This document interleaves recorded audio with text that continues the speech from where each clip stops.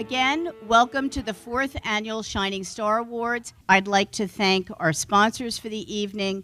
As you know, each year at this time, we have an opportunity to recognize member businesses and nonprofits in the Northeast Berks Chamber of Commerce for their business achievements and their involvement in community and their advocacy for the Chamber. I'd like to thank our gold sponsor, Lehigh Valley Health Network. Could you raise your hands? Where's the Lehigh Valley Health Network?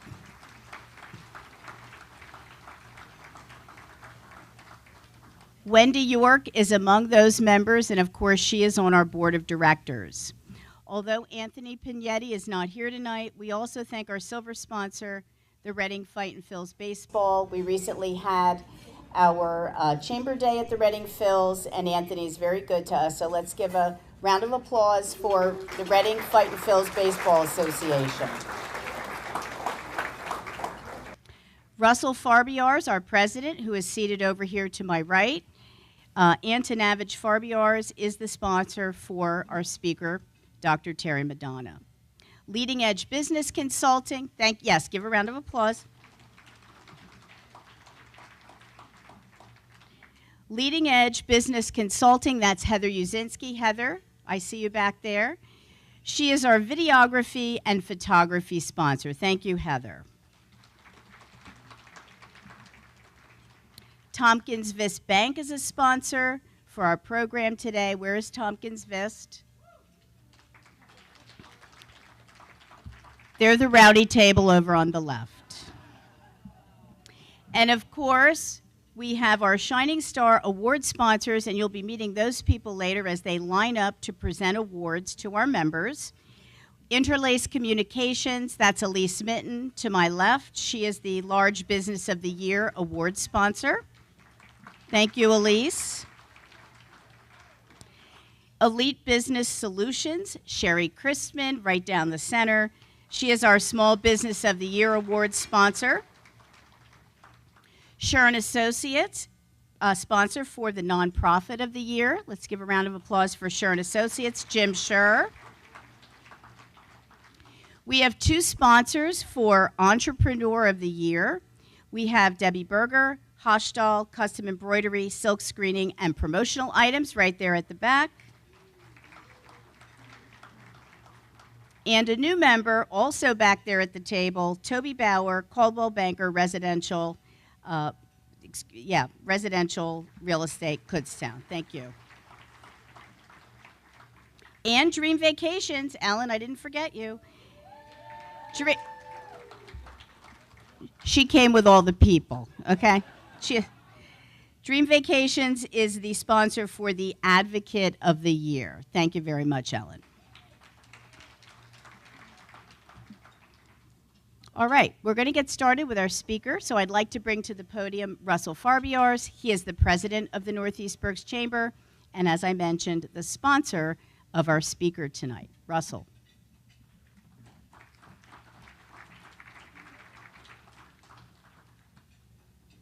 Thank you, Lori. I'm just going to slide your box over a little bit, if you don't mind. I'd like to thank the sponsors again for sponsoring this wonderful event. We have a great turnout here tonight. I think we're all in for a treat with Dr. Madonna. But I would also like to thank someone who doesn't know they're about to be thanked, which is Sherry Christman. She could stand up. She is the chair of this committee. And Sherry, just look around at all this hard work.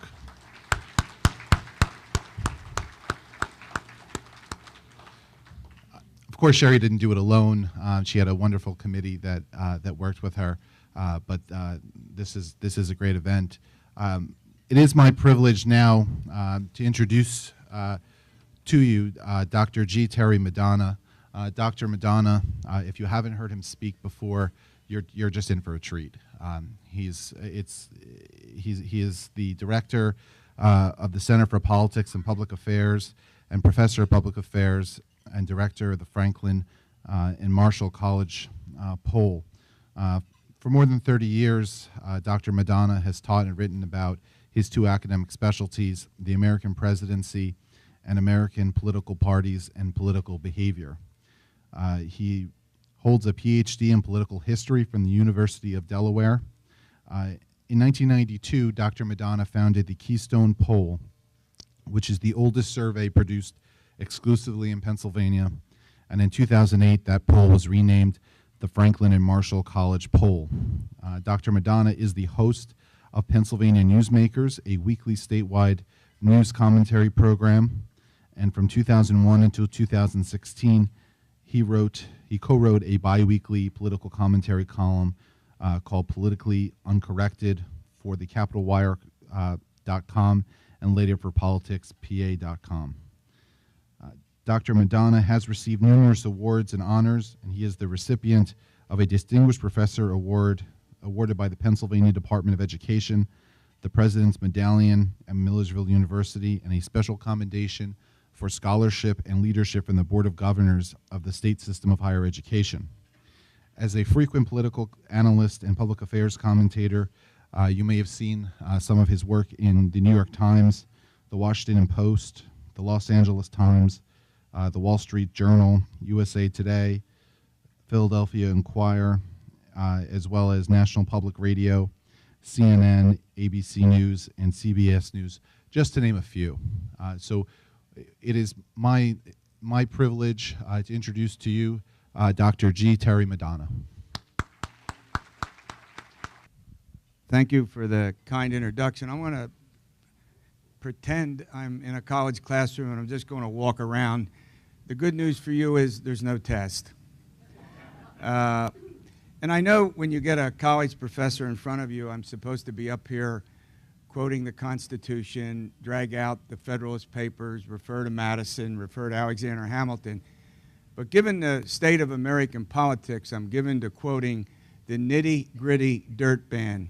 Clowns to the left of me, jokers to the right of me, and I'm stuck in the middle with you.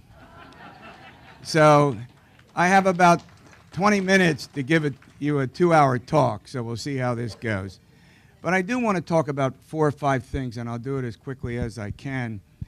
I first want to talk about one of the largest and most significant effects of the presidential election in 2016, and it wasn't just the election of Donald J. Trump. What happened in 2016 was that it exposed something that a number of political scientists and historians were aware of, but it became patently evident. We live in a complicated America, but Donald Trump got elected in large part because a particular political manifestation that had been evident before, growing at least since the days of Ronald Reagan, became paramount in his election. And here's what it was. Donald Trump won the presidential election because rural and small-town America elected him. In this state, he won this state by 44,000 votes because rural and small-town Pennsylvania voted for him. The same is true for our neighbor to the west, Ohio, in Michigan and Wisconsin, and you throw in Florida for different reasons, and you easily get Donald Trump, given the other Republican states, to 306 electors. Well, 2 of them said they weren't going to vote for him, so I ended up with 304 electors. But I tell my Democratic friends, don't laugh. 5 of Hillary Clinton's electors didn't vote for her. So here's the basic way to think about this. Right now, we live in 2 Pennsylvanias. There's urban and suburban Pennsylvania, largely now represented by Democrats, translation Philadelphia, and a good bit of the 4 suburban Philadelphia counties, Bucks, Chester, Montgomery, and Delaware, with Chester County being the least of the Democratic inclined counties. And you throw in Pittsburgh and many of the third-class cities, Reading, where I live in Lancaster, Allentown, and you have, for the most part, the Democratic Party's constituents exclusively, almost exclusively, some of the burbs not so, represented by Democrats. What's fascinating about this is that if you go back 30 and 40 years ago and you talk about Luzerne County or Schuylkill County, what's that other county? Oh, Berks County, how could I forget that? Or you go out into the southwestern part of the state and you talk about Beaver, Westmoreland, Washington, Fayette, Cambria. Every single one of them, those counties, Democratic voter registration edge, and every single one of them voted for Trump. You hear what I just said? Now that walk away from the Democratic Party began with the Reagan Democrats in the 1980s, and it crystallized with Trump in 2016. And when we look at them, when you look at those voters and make generalizations about it, here's what's fascinating about them. They have a peculiar set of demographics, and they have a peculiar set of concerns. Well, maybe not so peculiar in that regard, but here's what they are. These individuals who put I got to tell you something else. The Susquehanna River, that ain't too far from here, divides our state 1/3 of the geography east. Would you agree? 2/3 west. You know how many counties west of the Susquehanna River Hillary Clinton won? Center County that has that funny RE at the end of it instead of ER. You got it? Translation, Penn State. Allegheny County, translation, Pittsburgh. I never thought in my lifetime I would be in front of an audience and talk and say, do you know that Erie, Pennsylvania has a Republican state senator? Or of all things, Johnstown, Pennsylvania is now represented by a Republican state senator. That transition over about 20 years crystallized. And what do we know about these voters? They're white, non-college educated, incomes $40,000, $50,000, maybe, many of them in minimum wage jobs. Their ancestors made good living in the old industrial parts of our state, in coal, in iron, in steel. I got to be careful when I mention this on a college campus. Coke production, don't get it wrong. Get it there. Now, okay, you know what I mean. And so essentially what happened was these voters found that their party that used to represent the working men and women of our country walked away from them as they became urban-based. And that vacuum has been filled by Republicans. So in that sense, we live in two states. I'll give it to you another way. And this is true in many other states. I'm just using our state as an example for obvious reasons. Do you know how many members of Congress, of the 18 members of Congress, the Democratic seats west of the Susquehanna River? See, I'm putting my hand up. 1. They only hold 5 of 18 anyway, largely because of legal and somewhat, well, artfully drawn gerrymandered districts, I'll put it that way. But the fact of the matter is, we now have these deep divisions. Trump did something, and quite frankly, as someone who spends his whole life studying American politics, it doesn't matter to me whether he can do what he said or not, but you know what he did? He was the first presidential election in a general election, the first, since a guy named Bill Clinton in 1992, who went to the Mennessons of the state, who went to the Johnstowns of the state, and made an appeal to them. Made an appeal to them that the trade deals were wrong, and whether he can do it or not, bring back coal and bring back steel. The point was, Hillary Clinton couldn't find Menneson, Pennsylvania. She based her entire campaign on urban and suburban Pennsylvania, and she didn't realize that Donald Trump would win 24 of our 67 counties by 70% of the vote. You hear what I just said? Hillary Clinton won 11 counties, that's all. 11. I'm basically not standing up here supporting Donald Trump, but we have to explain why he won, don't we? I'm sorry the Russians didn't elect him. The fact of the matter is, she lost the election because she failed to understand the nature of the electorate in key states. And that's the fact that historians will write about 20 years from now. All right, so let's now move on from that and I want to say a couple of things. I don't have a lot of time to get into Donald Trump, but let me just say this. Most of us thought that Trump was playing The Apprentice during the campaign, that the tweeting and the statements that he made and the kind of actions that he exhibited in the debates and on the campaign trail were an act. We were wrong. You know why? Because how Donald Trump conducts himself is literally the way he is. Don't look for a change. He's not going to give up this. You got it? Not going to give up tweeting. He's not going to give up being Donald Trump, largely because he's not a Democrat, he's not a Republican, he's not a liberal, he's not a conservative. He's at heart a pragmatist and a deal maker, and he's going to do what he has to do to get as close to his agenda as he can, and he will walk away without one single concern about whether he is, stuck his finger in somebody's eye. He couldn't care less about that. So the Republican leaders, if they're not on board, if they don't do repeal and replace, which the Senate failed to do by one vote, he'll move on.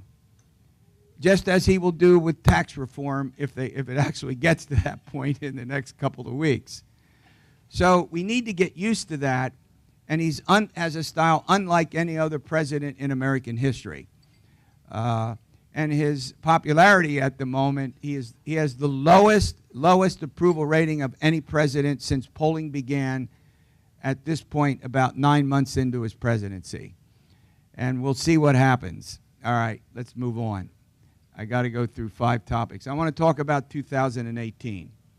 We are heading into one of the most important midterm elections in modern American history. Here's the way to think about them. Modern midterm elections are essentially a referendum on the president. You got that? If the president's popularity is down, if his job performance is low, sayonara time. Goodbye. If you don't believe me, what happened in 2006? Oh, W. Bush was really popular, right? That Iraq war went over well with the American people. And other factors in his administration were falling apart. His job performance was in the 20s. You know what happened? The Republicans took over the House, or the Democrats rather, took over the House and the Senate in the Iraq war election, something they had lost to the, they had won from the Democrats back in 1992. The Democrats won in 1992, and they lost it similarly. The fact of the matter is that 2010, what did we have? The Tea Party election. A whole new breed of people went into Congress and went into the legislatures all over the country. And that's one of the problems that the Pennsylvania legislature has. Here I can tie 2 things into one.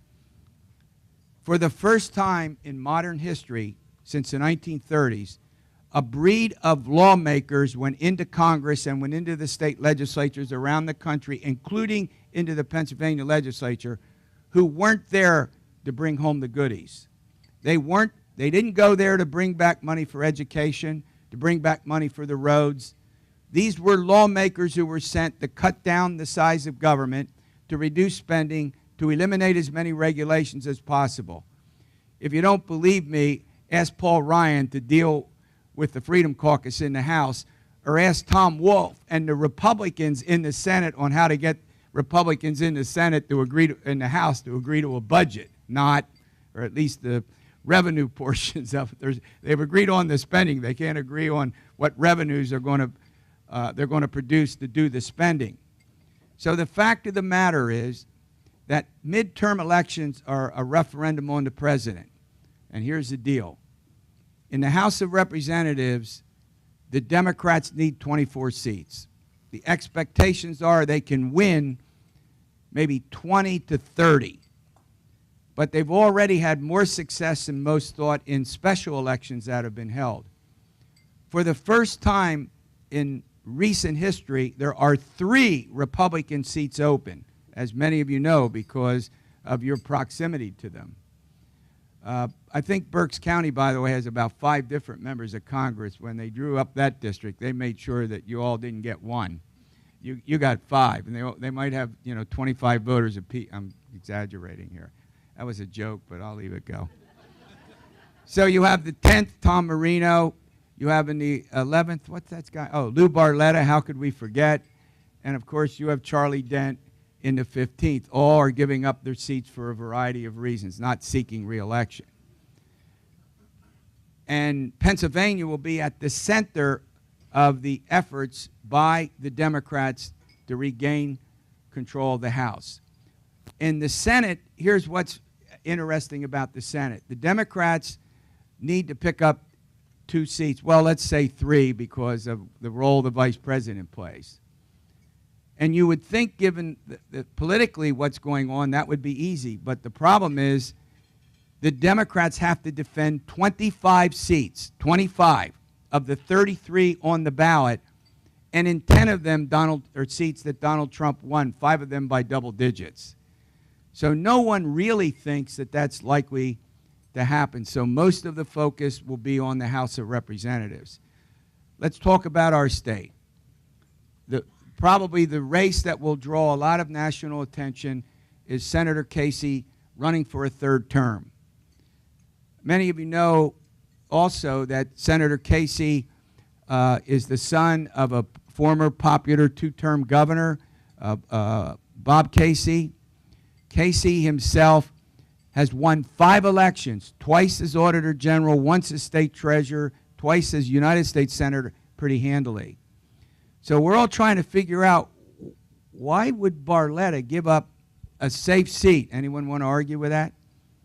A safe seat to take on a guy who's very difficult to beat, who's going to be very, very difficult to beat in a year in which the Democrats are certainly favored to pick up seats virtually all over the place because of the unpopularity of President Trump.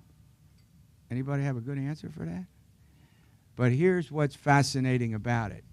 This race, though Casey's the favorite at the moment, will have another implication, and here's what it is.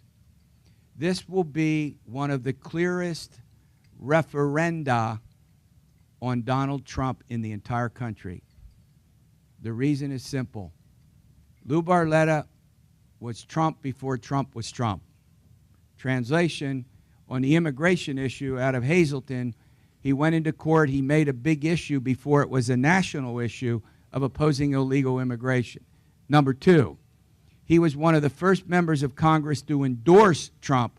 Number 3, he was co-chairman of the Trump campaign in Pennsylvania.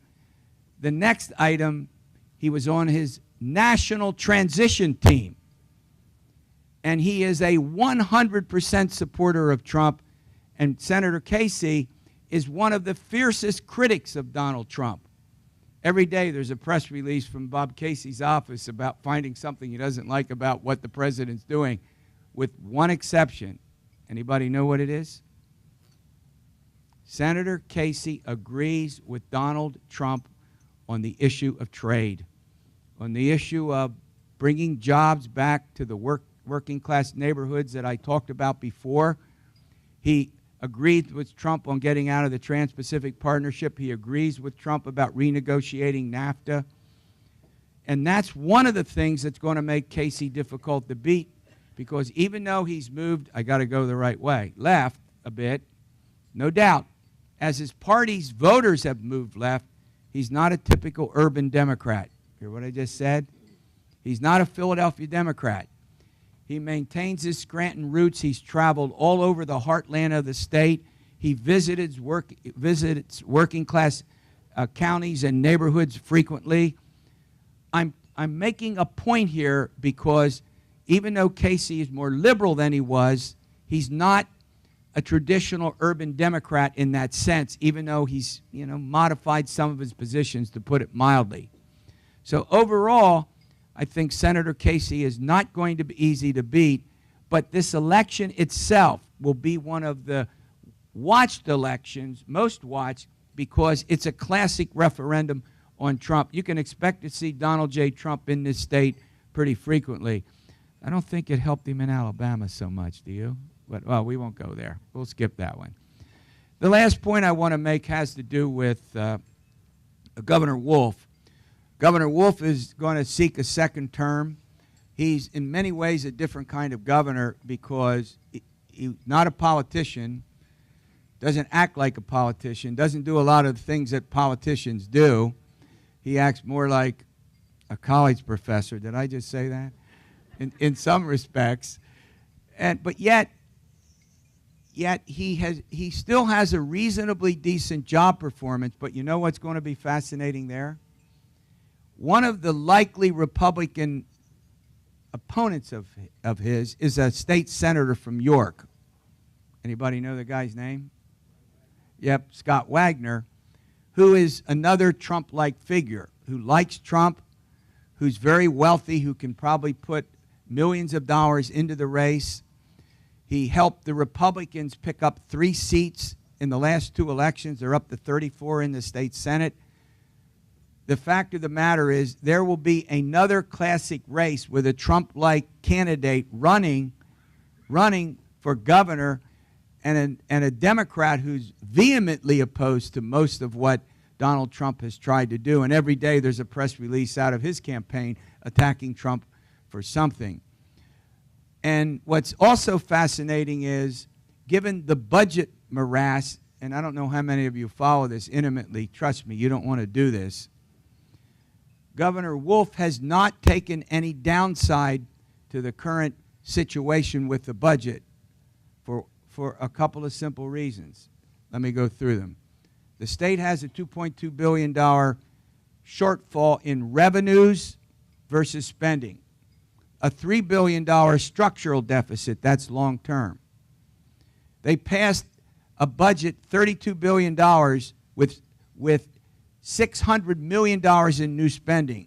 And the Republicans in the House and the Senate can't agree on how to pay for it. The House doesn't want to put up a single new dollar in this House. The Republicans in the Senate agree with Wolf. They made a deal to borrow a lot of money from the tobacco settlement and do some taxes on utilities, like you pay more on your phone bill and more on your electric bill.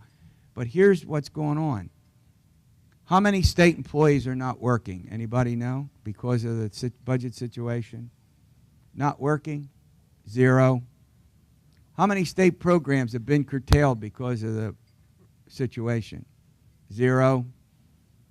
How many programs, how many departments are failing to deliver any service? 0. So our voters are blithely walking around, not even aware, in most cases, that the situation is going on, and therefore the governor has not taken a political hit because the state's functioning. And we'll have to see what happens in the weeks ahead. The state treasurer, Joe Torsella, legally must sign for the state to borrow money, and he has said that's out. Governor Wolf says, well, I won't put money into the retirement system, the 2 big retirement pension plans, which I'm supposed to. And by the way, if you're one of the 7 insurers for Medicaid, I'm not giving you any money. You can go borrow it, which is what they're doing. We'll see what happens coming up. But for the first time since we permitted 2 terms for governors in modern history, a guy named Tom Corbett didn't win re-election. So we have a precedent for that, given tough economic times. But as you folks in business know this better than I do, and here's the irony of it, unemployment is 4%, around 4%. In our states, it's the lowest in 30 years. We have more people working in the United States than in, I think, in history. We have the stock market through the roof. We also have still large numbers of people who have dropped out of the workforce. Many of them are starting to come back, but we still have large pockets of problems, as I intimated before. So imagine this. The economy has gotten appreciably better, and one Donald J. Trump gets no credit at all. And you know why I say that? I don't care if they did it. Presidents get the blame for things are going well, and they get the blame for things that are going poorly, whether they did it or not. So Trump's personality and his governing style has gotten in the way of what could be, you know, a fairly easy re-election for virtually any other candidate. And so the situation is pretty much the same for Governor Wolf. Though he's not as outgoing, he's not as loquacious, and he's more professorial, if you will. But yet, at this point, he has no single blemish or no single problem that gets in the way of him getting reelected. And he could have the wave pushing behind him, which the Republicans had in 2010, which the Republicans had in 2014. But next year, it looks more like the Democratic wave is coming, and that could help Democrats running everywhere. So have I done? I got to check in. Oh, she's shaking her head. You see, I told you I had to do all of this quickly. So why don't we do a question or two, and then I'll sit down and we'll get on to the really important things. Yes, sir. Go ahead. Yeah, the question is, will we see a lot more primaries on the Republican side, largely because of the divisions within the party between sort of the moderate conservatives and the hardline conservatives? I think we're going to see more of them. But you know what's even more fascinating?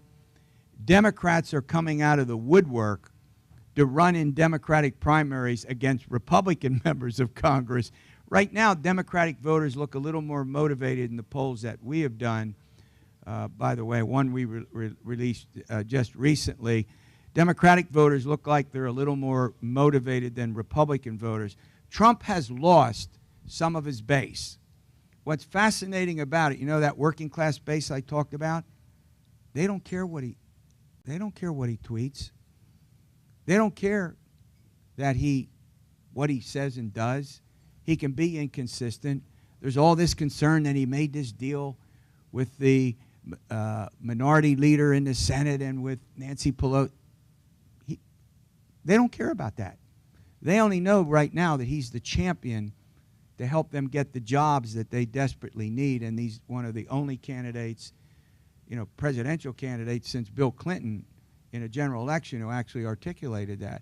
I think we could see candidates on both sides of the aisle, and look at the people who right now indicate they might run for Barletta's seat.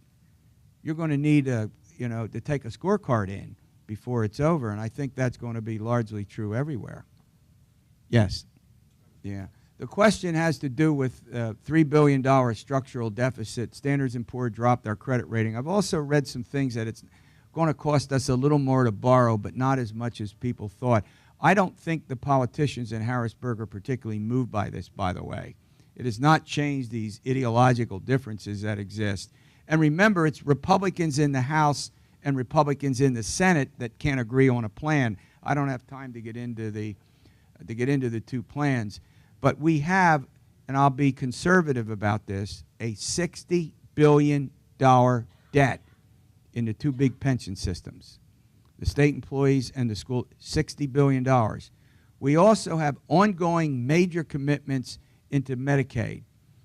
These two areas comprise most of the structural deficit, and then some other legal requirements that the state's required to do by federal law in particular.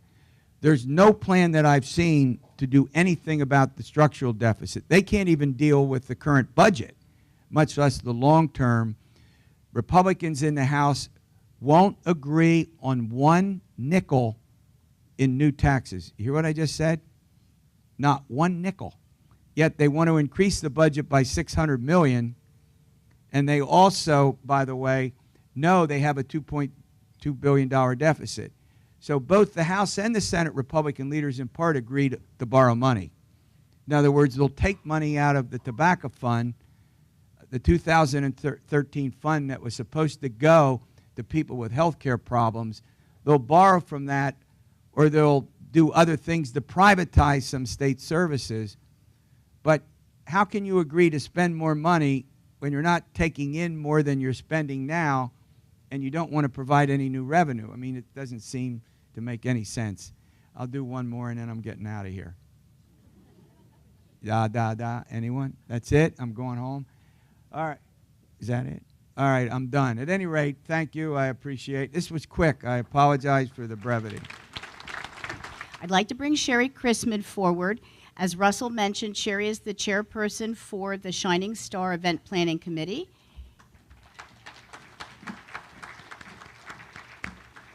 Sherry is the owner of Elite Business Solutions, and she's very active in the chamber, and she has a few thank yous.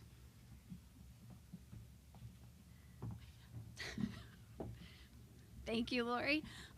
Just wanted to thank the committee for all their help and support organizing this event. If you all could stand up and just give a little wave so everybody knows who was involved on the committee with me, because I certainly did not do this alone. Don't be shy. I know there's more than just Heather. Thank you. Thank you. Thank you all.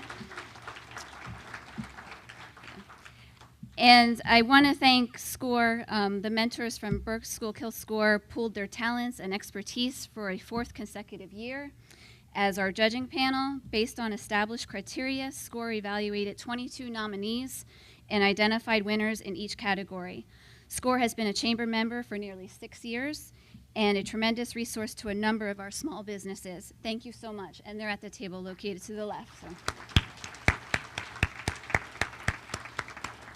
And that's it. Back to Lori. Thank you.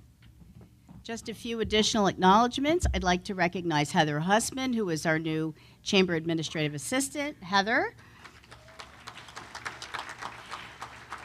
I'd like to recognize Sean Wyant behind the screen. We had a major AV emergency today, and he solved all of our problems. Thank you, Sean.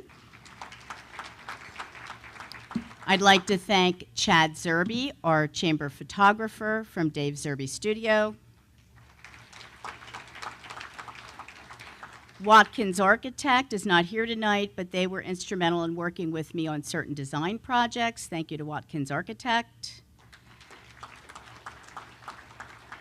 And I think that was a fantastic meal. Thank you very much, Lisa Luder-Schmidt and the chef. All right, as we mentioned, each year we present awards in either 5 or 6 categories, depending on the number of nominees that we receive. This year we received 22 nominations for businesses, nonprofits, and individuals for 5 different categories. Those categories are Large Business of the Year, Small Business of the Year, Nonprofit of the Year, Entrepreneur of the Year, and Advocate of the Year. We're going to bring forward the sponsors for each one of those awards.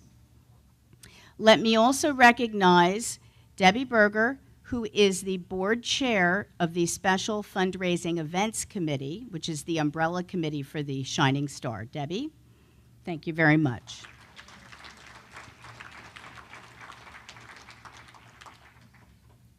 We're going to line up our award sponsors, right, Debbie? Yep.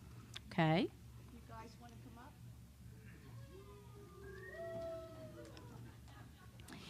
I need to take you in this order. First will be Large Business of the Year. That's you, Alyse. Small Business of the Year sponsor is next. That's Sherry. Jim Scher, the Nonprofit of the Year Award. Entrepreneur, that's you, Debbie, and then Toby Bauer is here, and then Ellen from Dream Vacations. Okay, good, we're lined up.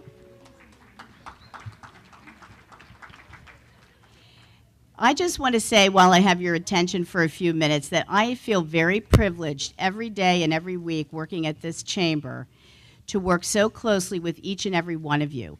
We probably have active engagement by 35 to 45% of our members, and that is most of you sitting here in this room. And so it's been an absolute pleasure for me to work with you, get to know you personally, and get to learn about your businesses and your nonprofits. So thank you very much for that. And especially what I enjoy is really the cooperative nature of the businesses in the chamber and how each small business in particular is willing to help and work cooperatively with other businesses and share ideas and resources. And I think that's a great thing. So we had 22 nominees. And if you look in your program book, you'll see them about midway through the book. These were the nominees for these 5 categories of Shining Star Awards. We had the Delaware Valley chapter of the Alzheimer's Association. We had, yes, give a round of applause. Antonavage Farbiars, Berks Surveying and Engineering, Comfort Keepers, Dream Vacations. That's why she brings the posse. That's why. Edward Jones, Firefly Bookstore, K-Town Pub, Kutztown Community Library, the College of Business of Kutztown University, Main Street Inn, Payday Payroll Service, I just made a mistake. The Richard McFeely Nationwide Agency. I almost said Spots. They're one of our new members. Richard P. McFeely Agency. Strunk Media Group. Tompkins Vis Bank. And those were the businesses and nonprofit organizations. So we have two types of awards. We have the organizational or business award, and then we also have individual awards. These are the individuals who were nominated for awards. Robin Costenbader Jacobson, RCJ Consulting Associates, Kim Davis, KD Consulting, Sherry Dotterer, Making Parenting Easier, Joanne Lappick, Paisley & Company, Joe Marachko from Strunk Media Group, Ellen Overcast from Dream Vacations, and Jennifer Brown Wegman from Insight Information Solutions. Now I need to get my glasses on because, here they are. All right. So what's going to happen next is I decided that I wanted to share information. This is something we really hadn't done before, about each person who is about to be recognized for an award. It'll be like a little game where you will decipher and figure out who the winner is. So we're starting out with the 2017 Large Business of the Year. I'm going to read some information about this organization, and then when I announce the winner, I would like that person to come forward. The sponsor will present the award to that person, and Chad will come right up to get a picture of those two people. So that's what will happen next. All right. Our 2017 Large Business of the Year has been a member of the Northeast Berks Chamber for 15 years. One of the owners served on our chamber board and was also the treasurer.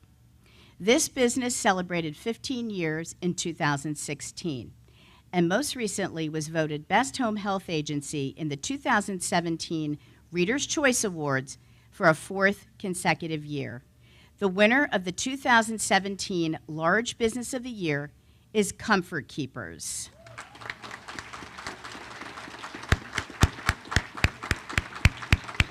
Please welcome Dave Kendall.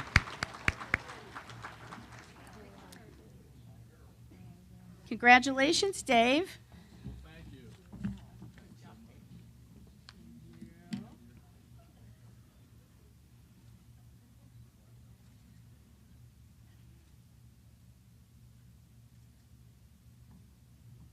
All right, thank you very much.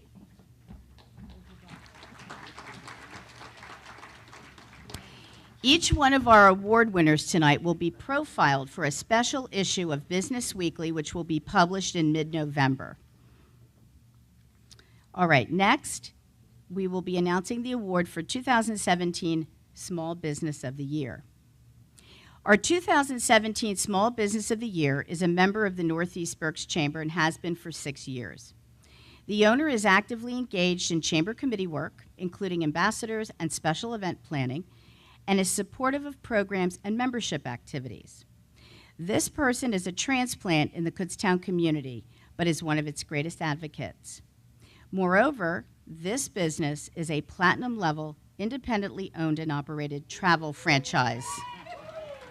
The winner of the 2017 Small Business of the Year is Dream Vacations Main Street Getaways.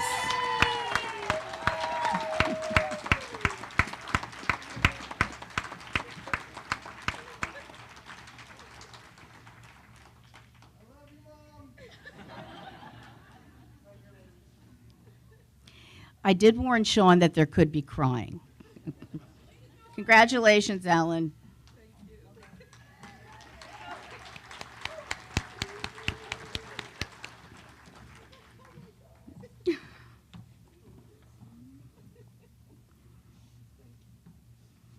Our next award is 2017 Nonprofit of the Year, sponsored by Jim Scher of Scher & Associates.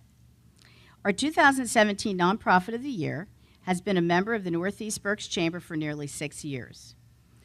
This organization utilizes chamber platforms to promote nonprofit programs and events. And this organization reports increased community engagement for programs recently developed, services offered, and community members served. This organization has consistently been recognized for its programs, including Reading Adventure and Forward Star. The winner of the 2017 Nonprofit of the Year is the Kutztown Community Library. Congratulations, Janet Yost.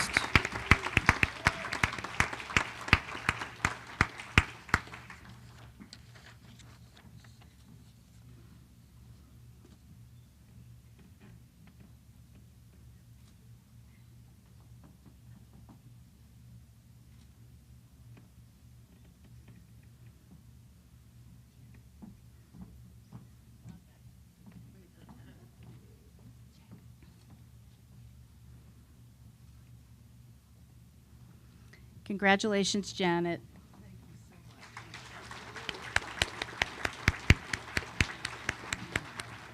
For the first time in 4 years, we have a tie in this category, 2017 Entrepreneur of the Year. So we will first talk about our first winner, and then we'll bring up the second winner. All right, Debbie, you're the sponsor of the first person. This Entrepreneur of the Year has been a member of the Northeast Berks Chamber for 13 years. This person has demonstrated passion and success for multiple business enterprises. This is a person who not only partners with the Chamber to introduce resources to members, but also is a person who actively connects multiple organizations as part of a greater vision to benefit the business community at large. The power of local is her mantra. The winner of the 2017 Entrepreneur of the Year is Kim Davis, KD Consulting.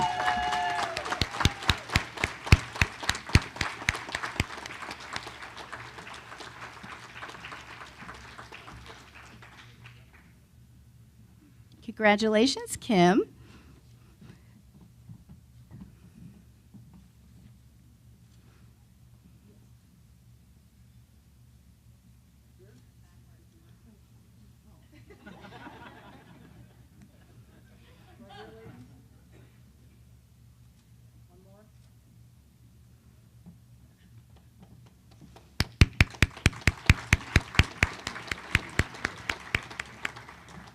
As I said, we have a tie in this category. Our second award for Entrepreneur of the Year is sponsored by Toby Bauer of Coldwell Banker. This person is a member of the Northeast Chamber for the past 2 years. She is a certified professional and author who coaches, mentors, teaches, and trains. This person routinely leverages the Chamber's platforms, relationships, and resources to foster her business and add value to her clients. This is a person who has actively pursued avenues outside her comfort zone, especially related to marketing, to establish an educational platform for her work and her clients. Our second winner of the 2017 Entrepreneur of the Year is Sherry Dotterer, Make Parenting Easier, Hamburg.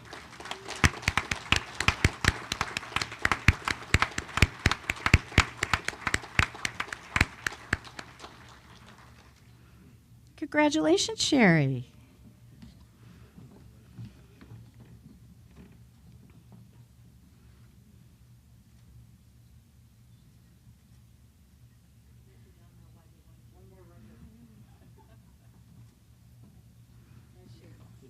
Congratulations. Our final awards presentation is for Advocate of the Year. The 2017 Advocate of the Year is sponsored by Ellen Overcast of Dream Vacations.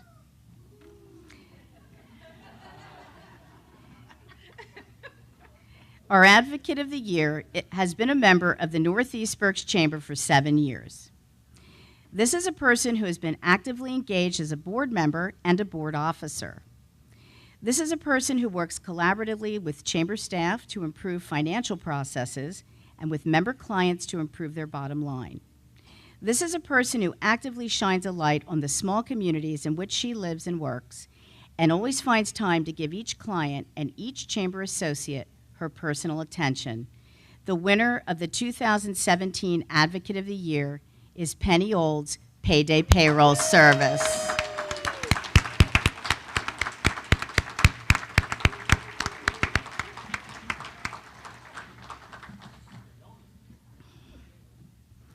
Congratulations, Penny.